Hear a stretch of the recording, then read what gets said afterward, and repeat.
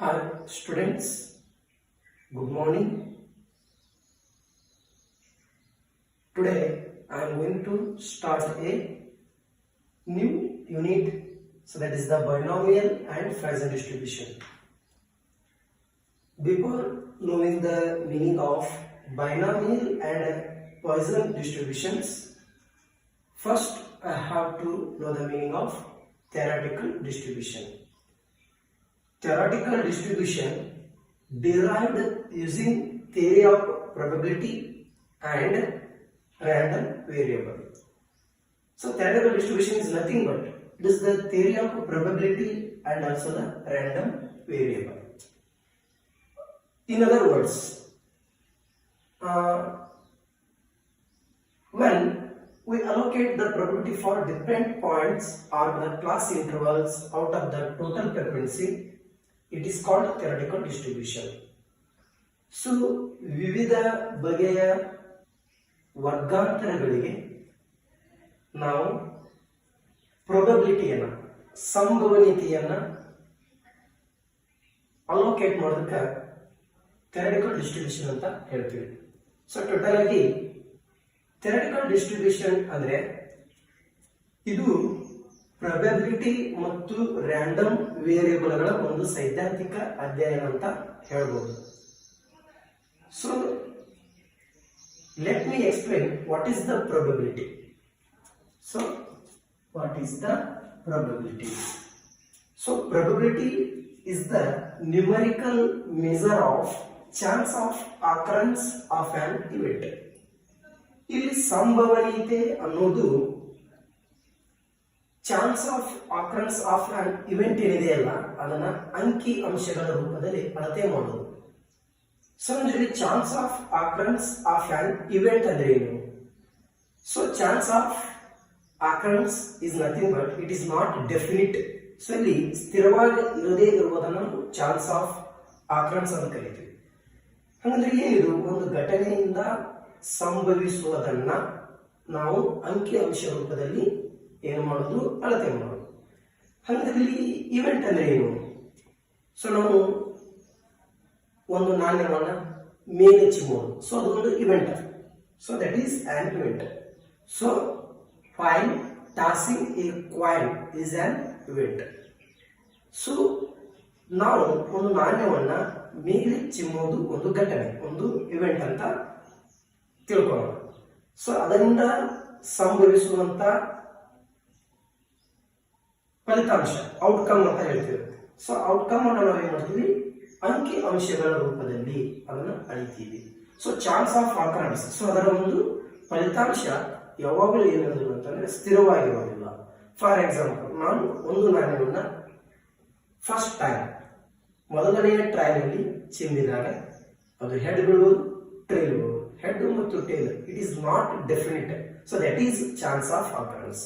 So next time ನಾವು ನಾಣ್ಯವನ್ನ ಮೇಲೆ ಚಿಮ್ಮಿದಾಗ ಹೆಡ್ ಬರುತ್ತ ಅಂತ ಡೆಫಿನೆಟ್ ಆಗಿ ಹೇಳಕ್ ಆಗುದಿಲ್ಲ, ಟೇಲ್ ಬರುತ್ತ ಅಂತ ಡೆಫಿನೆಟ್ ಆಗಿ ಹೇಳಕ್ ಆಗಲ್ಲ. ಸೊ ಅದಕ್ಕೆ ನಾವು chance of occurrence of an event ಗೆ ಏನ್ ಕರಿತೀವಿ ಅಂತಂದ್ರೆ ಪ್ರೊಬಬಿಲಿಟಿ ಅಂತ ಕರಿತೀವಿ. So totally probability is nothing but it is the numerical measure of chance of occurrence of an event.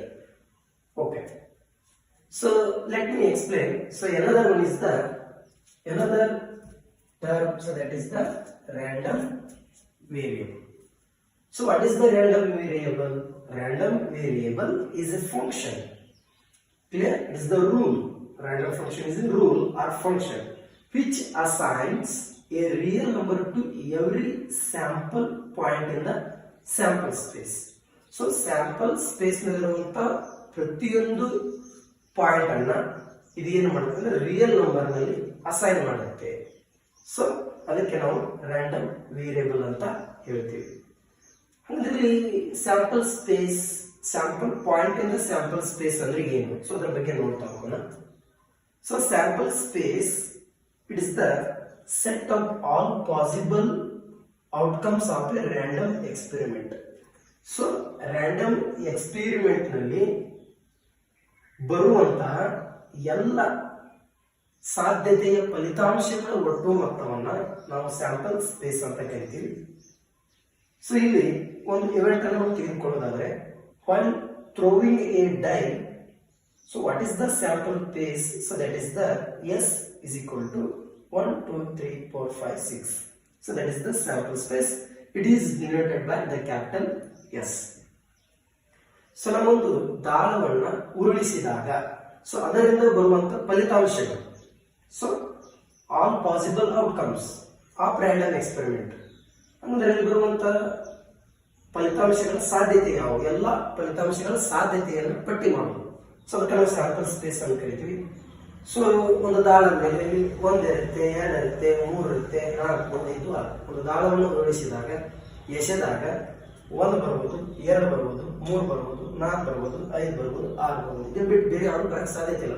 So that is the set of all possible outcomes of the random experiment. So that is the sample space. Clear? Okay.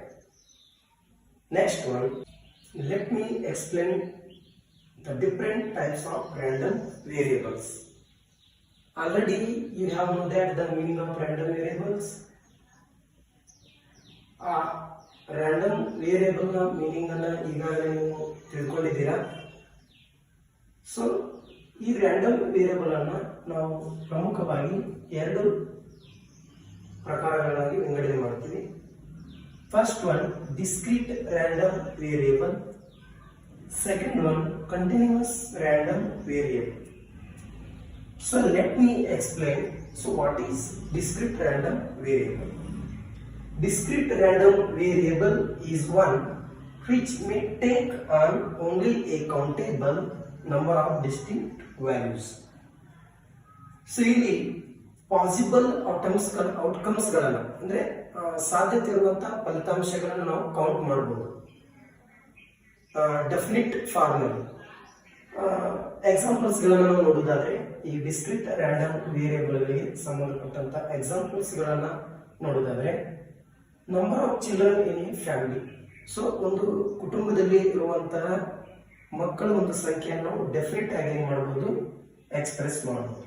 So that is a countable, count ಮಾಡಬಹುದು.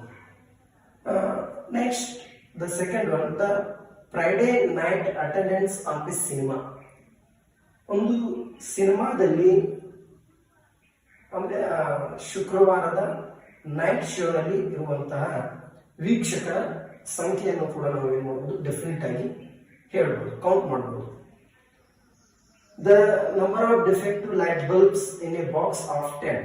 So 10 ಬಲ್ಬ್ಗಳನ್ನ ಒಳಗೊಂಡಿರುವಂತಹ ಒಂದು box ನಲ್ಲಿ defective ನ್ಯೂನತೆ ಇರುವಂತಹ ವಿದ್ಯುತ್ ಬಲ್ಬ್ಗಳನ್ನ ನಾವು ಏನು ಮಾಡಬಹುದು, count ಮಾಡಬಹುದು. So those are countable distinct values. So such type of random variable is known as discrete random variable. So next one, continuous random variable. Continuous random variable is one which takes an infinite number of possible values. So ಸಾಧ್ಯತೆ ಇರುವ ಫಲಿತಾಂಶಗಳ infinite, ಅನಿಯಮಿತ, so uncountable ಅಂತ ಹೇಳಬಹುದು. So ಇಲ್ಲಿ countable ಫಿನಿಟ್ ಇರುತ್ತೆ. The number of possible outcomes in random variable, so that is finite. But in the case of continuous random variable, so that is infinite number of possible outcomes. Okay? So a continuous random variable is not defined as specific values. So now continuous random variable ನಲ್ಲಿ specific ಆಗಿ possible outcomes ಗಳ values ಅನ್ನ ನಿರ್ದಿಷ್ಟವಾಗಿ ಹೇಳಕ ಆಗಲ್ಲ. For example, income of A sales man per day. So ಒಬ್ಬ sales man ನ income ಅನ್ನ, ಒಂದು ದಿನದ ಇನ್ಕಮ್ ಅನ್ನ ಸ್ಪೆಸಿಫಿಕ್ ಆಗಿ ಇಷ್ಟೇ ಅಂತ ಹೇಳಕ್ ಬರಲ್ಲ. ಸೊ ಅವ 500 ಗಳಿಸಬಹುದು, 600 ಗಳಿಸಬಹುದು, 700 ಗಳಿಸಬಹುದು. So that is the income of A sales man. Let me explain types of theoretical distributions. ನಾವು ಥಿಯರಿಟಿಕಲ್ ಡಿಸ್ಟ್ರಿಬ್ಯೂಷನ್ಸ್ ಅನ್ನ ಪ್ರಮುಖವಾಗಿ 2 ವಿಧಗಳನ್ನಾಗಿ ವಿಂಗಡಣೆ ಮಾಡ್ತೀವಿ. First one discrete probability distributions, second one continuous probability distributions. First I have to understand the meaning of discrete probability distributions. Probability of discrete random variable, so that is discrete probability distribution. Discrete random ವೇರಿಯೇಬಲ್ಗಳ ಸಂಭವನೀಯತೆಯನ್ನ ಕಂಡುಹಿಡಿಯುವುದಕ್ಕೆ ನಾವು discrete probability distributions ಅಂತ ಕರಿತೀವಿ. So probability of continuous random variable. So continuous random ವೇರಿಯೇಬಲ್ಗಳಿಗೆ ಸಂಭವನೀಯತೆಯನ್ನ ಕಂಡುಹಿಡಿಯುವುದಕ್ಕೆ probability means the chance of occurrence of an event. So that is continuous probability distributions. So ನಾವಿಲ್ಲಿ ಡಿಸ್ಕ್ರೀಟ್ ರ್ಯಾಂಡಮ್ ವೇರಿಯೇಬಲ್ ಗಳಿಗೆ ಪ್ರೊಬಬಿಲಿಟಿಯನ್ನ ಕಂಡುಹಿಡಿಯಕ್ಕೆ ಫಾರ್ಮುಲಾವನ್ನ use ಮಾಡ್ತೀವಿ. So function ಅನ್ನು use ಮಾಡ್ತೀವಿ. Function of discrete probability distribution. Discrete probability distribution ಅನ್ನು find ಮಾಡಲು ನಾವು ಉಪಯೋಗಿಸುವ formula, function, rule. So ಅದಕ್ಕೆ ಪ್ರೊಬಬಿಲಿಟಿ ಮಾಸ್ ಫಂಕ್ಷನ್ ಅಂತ ಕರಿತೀವಿ. ಸೊ ಅದೇ ರೀತಿಯಾಗಿ ಕಂಟಿನ್ಯೂಸ್ ಪ್ರೊಬಬಿಲಿಟಿ ಡಿಸ್ಟ್ರಿಬ್ಯೂಷನ್ ಗಳಿಗೆ ನಾವು ಪ್ರೊಬಬಿಲಿಟಿಯನ್ನು ಫೈಂಡ್ ಔಟ್ ಮಾಡಕ್ಕೆ ಯೂಸ್ ಮಾಡುವಂತ ಫಂಕ್ಷನ್ಗೆ ಅಥವಾ ಫಾರ್ಮುಲಾಕ್ಕೆ ಪ್ರೊಬಬಿಲಿಟಿ ಡೆನ್ಸಿಟಿ ಫಂಕ್ಷನ್ ಅಂತ ಕರಿತೀವಿ. So probability mass function is denoted by P of x. In the case of continuous probability distribution, PDF is denoted by F of x. The important theoretical distributions comes under the discrete probability distributions, namely Bernoulli distribution, binomial distribution, Poisson distribution, hypergeometric distribution. In the case of continuous probability distribution, the important theoretical distributions are normal distribution, chi-square distribution, student t distribution. So now ಇಲ್ಲಿ theoretical distributions ಗಳಲ್ಲಿ BCom 4th semester statistics ನಲ್ಲಿ ಅಧ್ಯಯನ ಮಾಡುವಂತಹ important theoretical distributions ಗಳು ಯಾವಂದ್ರೆ binomial distribution, Poisson distribution. ಇದು ಎರಡನೇ ಅಧ್ಯಾಯದಲ್ಲಿ ಬರುತ್ತೆ. So that is normal distribution. ಈ ಬೈನಾಮಿಯಲ್ ಡಿಸ್ಟ್ರಿಬ್ಯೂಷನ್ ಮತ್ತು ಪಾಯ್ಸನ್ ಡಿಸ್ಟ್ರಿಬ್ಯೂಷನ್ ಅನ್ನ ಮೊದಲನೆಯ ಅಧ್ಯಾಯದಲ್ಲಿ ಇವುಗಳಿಗೆ ಸಂಬಂಧಪಟ್ಟಂತ ಥಿಯರಿ ಆಗಿರಬಹುದು ಮತ್ತು ಕೆಲವೊಂದಿಷ್ಟು ಪ್ರಾಬ್ಲಮ್ಸ್ ಗಳನ್ನ ನಾವು ಸಾಲ್ವ್ ಮಾಡ್ತಾ ಹೋಗೋಣ. ನೆಕ್ಸ್ಟ್ ಅಧ್ಯಾಯದಲ್ಲಿ ನಾರ್ಮಲ್ ಡಿಸ್ಟ್ರಿಬ್ಯೂಷನ್ಸ್ ಗೆ ಸಂಬಂಧಪಟ್ಟಂತ ಥಿಯರಿ ಪೋರ್ಷನ್ ಮತ್ತು ಪ್ರಾಬ್ಲಮ್ಸ್ ಗಳನ್ನ ಸಾಲ್ವ್ ಮಾಡ್ತಾ ಹೋಗೋಣ. For the sake of knowledge ನಾವು ಬರ್ನೂಲಿ ಡಿಸ್ಟ್ರಿಬ್ಯೂಷನ್ ಬಗ್ಗೆ ಎಕ್ಸ್ಟ್ರಾ ಸ್ಟಡಿಯನ್ನು ಮಾಡ್ತಾ ಹೋಗೋಣ. So in the next class, I will discuss about the Bernoulli distribution and also the binomial distribution. Okay, today's class is completed.